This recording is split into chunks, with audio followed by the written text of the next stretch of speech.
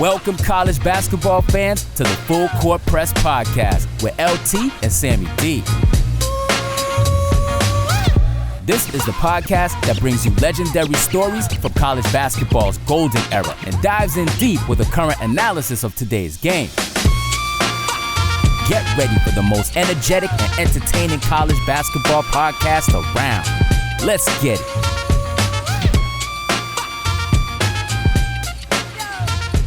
Hello and welcome to another Full Court Press, a college basketball coaches show. Luke Taylor here. Sam is not with us today, but this is, I think he wanted to not take away from this, but I got to sing this song, and that way this coach will hopefully either stay on, but may the flames burn brightly forever. Do, do, do, do, do, do. UIC, do, do, do. So I have a bucket list. My wife has this bucket list. Once you turn 40, you want to do this. I've been trying to get UIC. I am a proud former student athlete of the Flames, believe it or not. I used to be on the wall in the athletic department. They probably took it down because I put on weight. But we got Coach Rob Eshan of the UIC Flames men basketball team. Welcome to the Full Court Press, Coach. Thanks for having me. Great to be here. Great intro with the music, with the song and everything. I love it.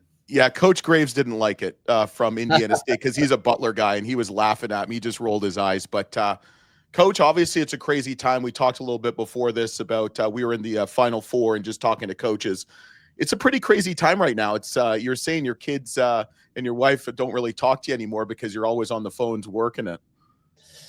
You know what? It's you got to adapt. You got to adapt to the landscape and what's going on. And it's interesting because I think recruiting has changed so much in a short period of time. And yeah, we were talking that before it was your steady dose of recruiting throughout the whole year, even during the season, and you're going to see kids. And then a couple of years ago, right now, we'd be all in on the AAU. Like this would be AAU time, and who are the top guys in 26 and 27. And what it's changed is there's just, not a lot, especially as a head coach, there's not a lot of recruiting in the season. There's not a lot of phone calls. And then all of a sudden when the season ends, man, you go from 0 to 100 as fast as humanly possible. And to think 3 years ago, 4 years ago, when I was a head coach before, to think that you as a coach would have to get 4 players or 5 players or 6 players, or in our case last year, 11 in the spring. I mean, no coach would have said that's even possible. That is zero possible. And it's just to show you, how much the times have changed and how fast they've changed. And it's been a roller coaster for sure, not just for the coaches, but I tell this to recruit, it's for the kids and the parents too. I mean, it's been it's a complete roller coaster. Yeah, it is really crazy. And it's funny because the national championship game was Monday night, and people on my side of the equation are putting out way too early top 25s. And someone asked me, I was on a show, someone else's show last night, and they're asking me like, who's going to be better, Florida or Houston? I'm like, no one knows. I mean, the coaches don't even know. I mean, I remember last September we had Coach Dunphy from LaSalle. And we said, who's on your roster? He's like, give me a second. I got to check. And he had to go get a roster card to see who's on his roster. I mean, that's how crazy it is. Yeah. I mean, it also affects for people like us and everybody. It's affecting scheduling because, you used to have an idea of, okay, who's their roster? Is it a good matchup? You're getting bought by some bigger schools. We're buying game. I mean, now it's just like, who knows, right? Like who you have right now on April 10th. I mean, you have no idea. I mean, 90% of the schools, what their team's going to really look like. Isn't that crazy? You never think that. And it's like, especially if you have guys coming back, you always thought about, oh my God, they're going to be so good next year. You guys were 17 and 14. You have 7 guys coming back. But what team has 7 guys coming back? Yeah, exactly. Yeah. And for us, we have 7 guys coming back, and 6 of them have never played a possession of college basketball, right? So just telling you, man, everybody's dealing with the same thing in different way, shape, or form here for, probably for the next month. I do like that they shortened the window for the transfer portal. I thought that was a good move. Honestly, we probably should do shorter. Just 2 weeks. Yeah, because it's even for the kids too. Hey, it just makes it more complicated, honestly, for Right. them. Just decide, just make a quick decision, make a Well, decision. What's well, I just think what the problem is, the longer you let it go, I mean, there's no more ethics and morals in college basketball, if there ever was. And the problem is, if you're desperate and you need to get 5 kids and you see a kid you might know, you might try to get him in the transfer portal, the last day to try to get him to jump in. So what I would like to see, and every coach actually agreed with me, which is the first time anybody ever agrees with me, was push it back a week. It opens the week after the national championship game. So it would open on the 11th, 12th, 13th, the 14th, and it's open for 2 weeks. It's open Yeah. until the 28th, and that's it. Yeah. It's as simple as that. That way, coaches shouldn't have to be recruiting the transfer portal and trying to re-recruit their team during the NCAA tournament. I mean, you should be rewarded for a job well done. And it's getting out of control, or it's already out of control.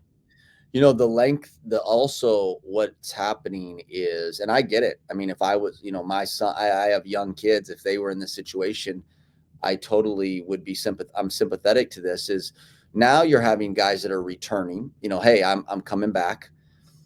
But what you're seeing is then a week or two later, coaches are recruiting, right? Because they have to fill a roster. Now you have kids, maybe now they're not coming back. I mean, that it's just like, and I get that, and it's just, honestly, it's just not just the structure of it is for both sides. It's not just, it's not just the coaches complaining. I really believe that. It's the recruits, it's the parents, it's the players, it's everyone trying to figure out how to really navigate this. It's hard. Yeah. So let's talk about some good stuff. So year one at UIC, 17-14, 10-10 at the Missouri Valley, a couple records, best KenPom ranking since 2009, 5th best turnaround of any head coach this past year out of 68 head coaches, and the coaching changes. You had some really key wins. I like the Yale win. I mean, that was a really nice, to start the season. UALR, you had a really nice non-conference schedule. And then you beat Drake and Bradley. Yeah. And then you lost by Bradley to 1. So, I mean, year one, you kind of started with a bang here. Yeah. We had an interesting season. And I said this from the beginning. Look, I've never been, I was head coach at UAB. I was an assistant at Maryland and Stanford. And, I've been at successful places, and I've, knock on wood, I've really never, especially as a head coach, experienced a real losing season, if you will. And I have confidence, and we hired a great staff that at the beginning of the year, I was telling people, like, our goal is to compete for a championship. To me, it hasn't, what's happened here at UIC before me, especially recently, has nothing to do with anything, is irrelevant to me. We're starting here. We're going to put a good team together. And what's interesting is we had some incredible high moments. And, I wish we could go back to, after we had after we had won at Bradley, because we were a game or two out of first or second place. We had a 10-game stretch there where we were 7-3, and one of the losses was Bradley when we were up 8 with 2 minutes. And, the Duke Dean hits a 30-footer at the buzzer. One of those losses was a Southern Illinois game at home where we really should have won, to be honest. And then we kind of struggled at the end of the season, and it really, a couple things happened. We were on this incredible high, and we had these incredibly big swings to have some amazing performances. And I think that kept us believing we could win this thing. We could win this tournament when we get there. And we kind of struggled at the end of the season, and Sasha Ciani got sick and was out for 2 weeks. He was arguably, in my opinion, one of the best bigs in the country. He had got the flu essentially twice. We made some adjustments. He came back. He was never the same player, to be honest. I think that hurt us. And we just didn't shoot the ball well. And I gave the guys a lot of freedom. We played fast on offense, and man, we really struggled shooting the ball at the end. And then we played arguably, which was unfortunate, our worst game, just the last game of the season. So all in all, a lot of good moments to build off of. I think the biggest thing is we've made UIC basketball in Chicago respectable, relevant, and you sense it in recruiting now.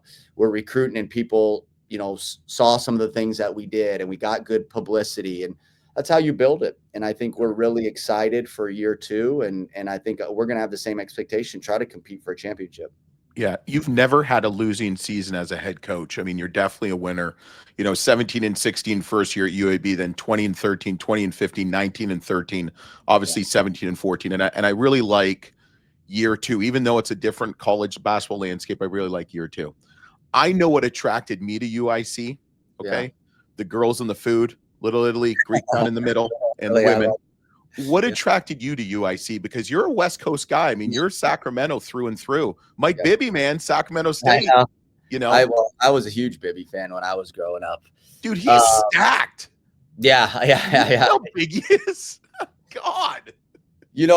Interesting on my growing up in Sacramento and being a diehard Kings fan. And last year, or 2 years ago when I was at Stanford, I recruited Andre Stojakovic to Stanford and got to know Peja. And growing up in California, Peja Stojakovic, I was like a hero, right? Yeah, legend. So Legend. he's become a really close friend in a cool way. I've tried to get him to be our GM here. Everyone's throwing out that they have an NBA player as a GM. Yeah.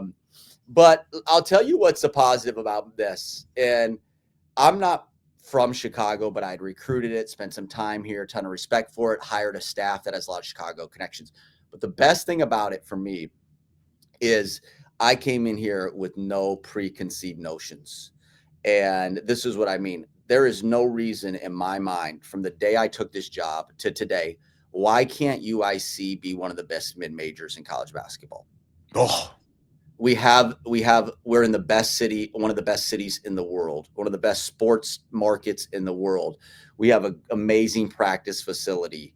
We have a great, we have a really cool campus. We have a big arena. We are P, now, baby. Got the P. yeah, we're now in the Missouri Valley. So, and we have an administration that wants to support and wants men's basketball to be good. So, yeah, it's not going to be easy. But I came in like, there's no reason why it can't be, really, really good. And maybe, and like it was, back in the day, different league, obviously, when Coach Collins was here and having success. But yeah, and we can attract guys from all over the world.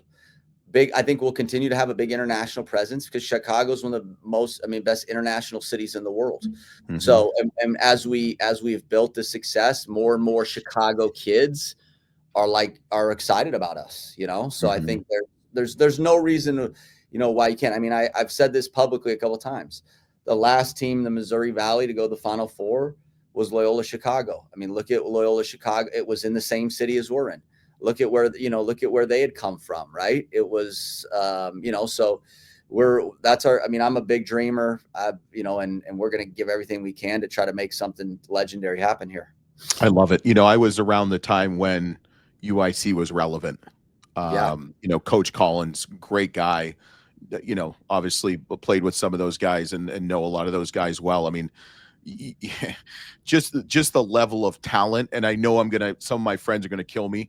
You look at, Bryant Lowe, Bryant Notree, Mark Miller, Ant Coombs. I mean, there's just Cliff Jackson, who's actually Chris Webber's first cousin, since you're a Kings guy, Cliff Flagg. I mean, Thor Solverson, Jordan. I mean, I can go down the list. I mean, it was awesome. We beat Michigan State. When Michigan State was relevant, we almost beat Illinois. I mean, if you can put together a product, and I love your type of style, it's fast. That is what Chicago basketball should be, and I love it. You start winning some more games, and they say that saying in Iowa, Dyersville, Iowa. If you build it, they will come. Yeah. And we were in the Horizon League, Midwestern Collegiate, who went to the Final Four? Butler. Yeah, exactly. I mean, we had 3 teams the one year in the NCAA tournament, so it can happen. But I guess, Coach, what are you doing to kind of mesh the old with the new, trying to bring some of these older guys that are, the Kenny Williams of the world, the Mark Millers of the world? What are you guys trying to do as a staff to try to, recreate that atmosphere that once was, 20, 25, 30 years ago? Yeah, good question. I think the administration and our chancellor's office they've done a really good job. Like, this is the biggest crowds we've had at UIC in the last few years for our games. That's a big part of it. And I've told everyone, like, winning, the best thing I can do to help build the excitement, build the fan base, build people in the building is you got to win. Simple as it sounds, right? So I mean, we've been strategic with trying to build a roster that we think can compete in the Missouri Valley for a championship. I've done a ton. We've started the first, I don't know if it's the first ever, but in the short term, it's the first ever like men's basketball support group to support with NIL. And we've got, and I mean, I launched this thing after the season was over, and we're 25 guys within 2.5 weeks. I think we'll get it to 50 in the next month. So because we've had some success in the first year and all that, like, there's a lot of support that's going on. And I'll say this, when we had beat Drake, as you mentioned, we'd won at Bradley. During that time, we were also experiencing, okay, a lot of the Chicago media is now coming out to our practices. It was cool. Like, that's the kind of stuff, we got to continue to do and work on. Yeah. You're obviously doing something right because you're on the Full Court Network now. I forgot Joe Scott. And if you need a car, you got to go talk to downtown Mo Brown. I think he's still in Syracuse, but he was, I can go on. I mean, it's great. But so let me ask you this. All right. What have you kind of taken or learned from your experience at UAB to going to Stanford under Coach Haas and then taking the UIC job? What was the biggest thing? I mean, you were let go at UAB, unfortunately. Yeah. What have you kind of done differently this time than maybe last time? Yeah, a couple things. I would say the number one biggest thing is, and I actually had an agent I was talking to about a recruit ask me this similar question. And I'll say this, there's an on the court answer and there's an off the court answer. Off the court, I think I have become a much better CEO. Okay.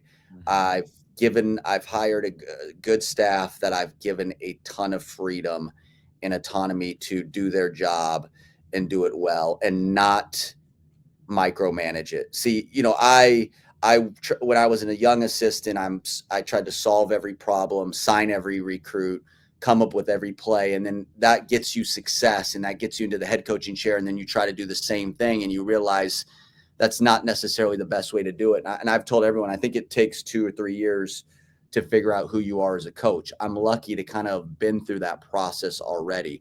So now prioritizing my time, understanding how to develop and give freedom to my staff to let them grow and let them do their jobs and not feel like I need to control everything. So that's the off the court part.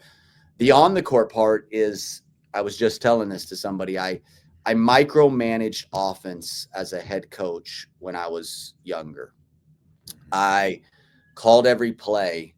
I had 150 plays with the wrinkles, and I was trying to be the smartest coach out there. And I thought what it did was this. It did help us be good because I was able to control and all the time put guys in the places that I felt like were the best. And so obviously it led to a much slower paced game, but there was control in it. Like we were constantly putting guys just to their strengths.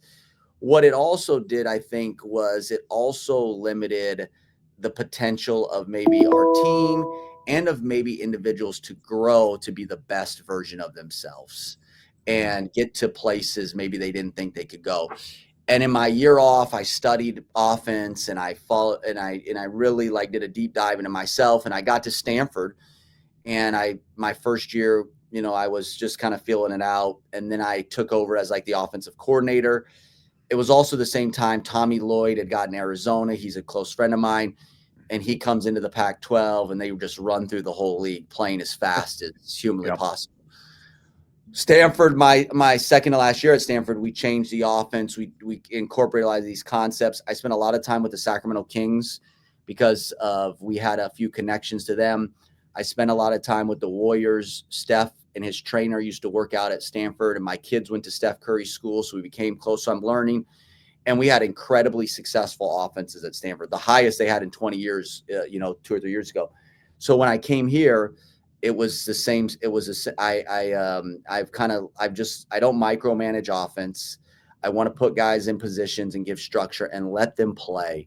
And I think what we saw this year on it is there's some good and bad in it. What you saw this year was it can lead to some incredibly high moments, and I think the freedom that I gave, and we had individually 6-7 guys in our top 8 who had career years offensively, and also it led to, at times, we took some hard shots that didn't go in, and you got to be able to kind of manage that as a coach. But those are the 2 biggest things on the court and off the court. Yeah. Yeah. What grade is Steph Curry in? Exactly. No, that's awesome. And I think you really reflect when you go from being you go from an assistant to head coach. You don't really reflect. You're just so ready. And then when that happens, unfortunately, I feel like that year is such a big year of growth when you go from being a head back to an assistant. And then obviously when you become a head coach, I feel like it's good to have that kind of time away and kind of learn more about yourself. And I mean, you were successful at UAB. That's the sad part. That was a bummer.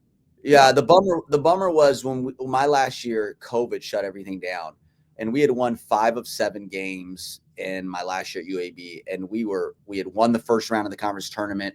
And the year before, we had went to the semis in the conference tournament and blew a 9-point lead with 3 minutes. So we were confident. We were on pace for our 3rd straight 20-win season. And usually when you do that, you don't end up in the situation I end up. But listen, life happens. And I think there's a lot of blessings in it, and it's led me to being in Chicago at this at a really, really unique and cool situation.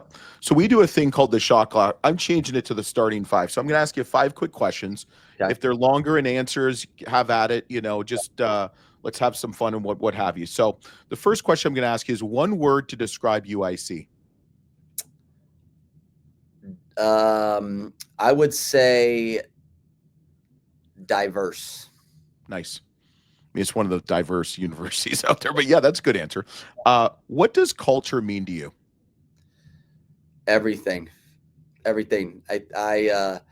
a coach that believes in that this is a people business, and that the environment you create will have drastic impact on your team success, and your individual players and their growth and development as young men.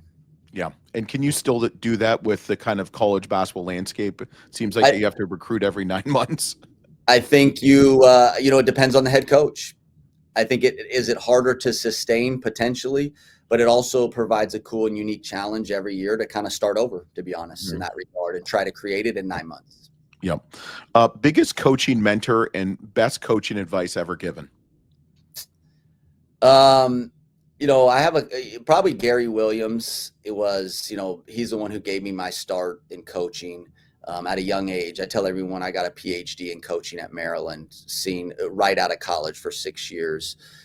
I think the best coaching advice that I've gotten is that you have to figure out what's important to you, and you have to relentlessly every day protect that, defend that, whatever that is that you are, and that no 2 people are the same. And so you have to figure out what it is to you that's important when you're running a program, and every day you have to fight and protect it. And what's important to me might not be important to somebody else, but knowing what is important to you is very crucial. Yeah. I'm sick of hearing about Gary Williams. Last week we had Dwayne Simpkins on the show. So I'm done with the whole Maryland crap. No, I'm just kidding. Funniest recruiting story? Ones that I can tell, huh? Well, I mean, there's ones you can't tell that people have told us before. Yeah. No, man, that's a good question. There's been so many. We when I was recruiting Stojakovic, okay, this is a great story. Myself and Coach Haas and one of our assistants played college with me, Jesse Pruitt. We went out, we're going to go in there, we're going to do a home visit. Okay. So we go into the Stojakovic home, we're going to do a home visit, and Coach Haas had been a little under the weather. And so we're sitting down there and we're ready to give our spiel. And Paige says, "Hey guys, listen, you're a guest in my house. There's we can't have this discussion without a nice bottle of wine.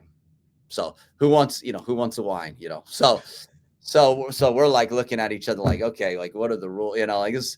So I'm like, listen, guys, this is a big time recruit. I'm not telling the host no. You know, you can, you know, so Coach Hass says, hey guys, I've been under the weather. No, thank you. You know, respectfully. And I said, okay, yeah, you know, here I will.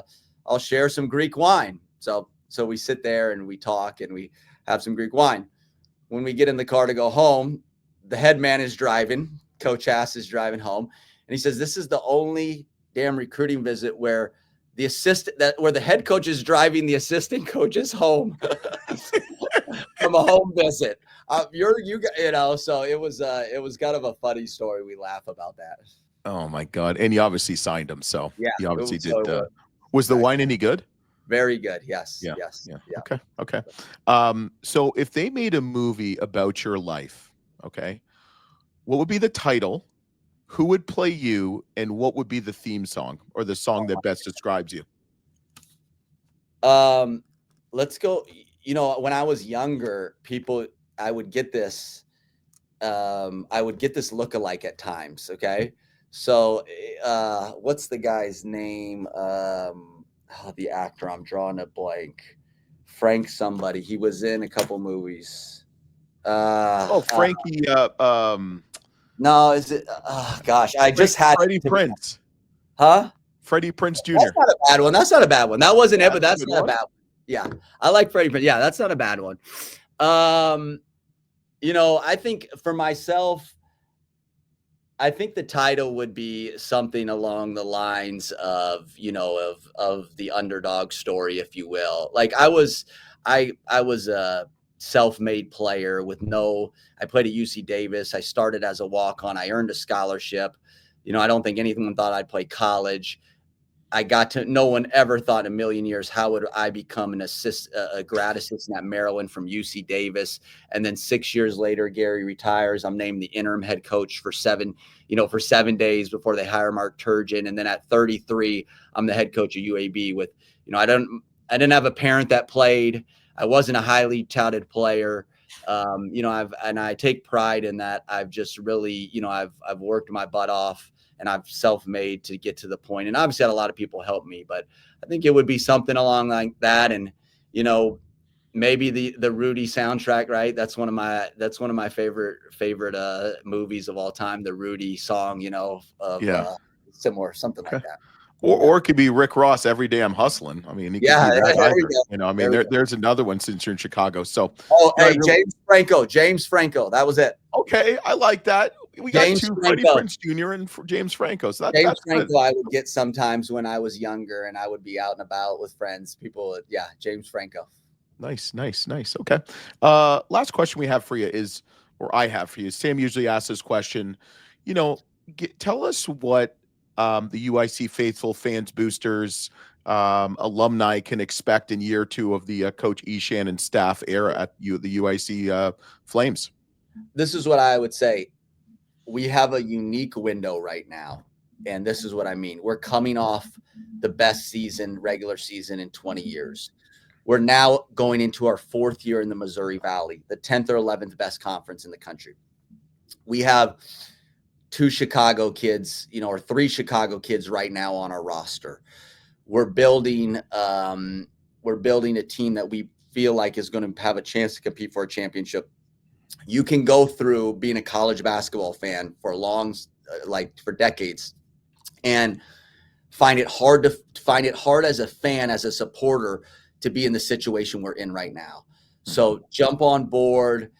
Year 2, we're going to try to do the Coach Pitino year 2 thing, right? Like nice. Year 2, we've built a great foundation. We're trying to build this championship roster team. And I think there's an incredible amount of excitement to look forward to. Yeah. Well, Coach, we appreciate you're going to stick on for 1 second. Check out the UIC Flames and Coach Eshan as they battle in the very difficult Missouri Valley. I'm excited for year 2. I think he's one of the teams and coaches that are going to have an even just better year 2. So thanks for listening. Thanks for watching. Check out the Full Court Network. Don't forget to subscribe, rate, review, especially if you're watching on YouTube right now. Also on Apple Podcasts and Spotify. And we'll hopefully be back next week with another Full Court Press, a college basketball coaches show.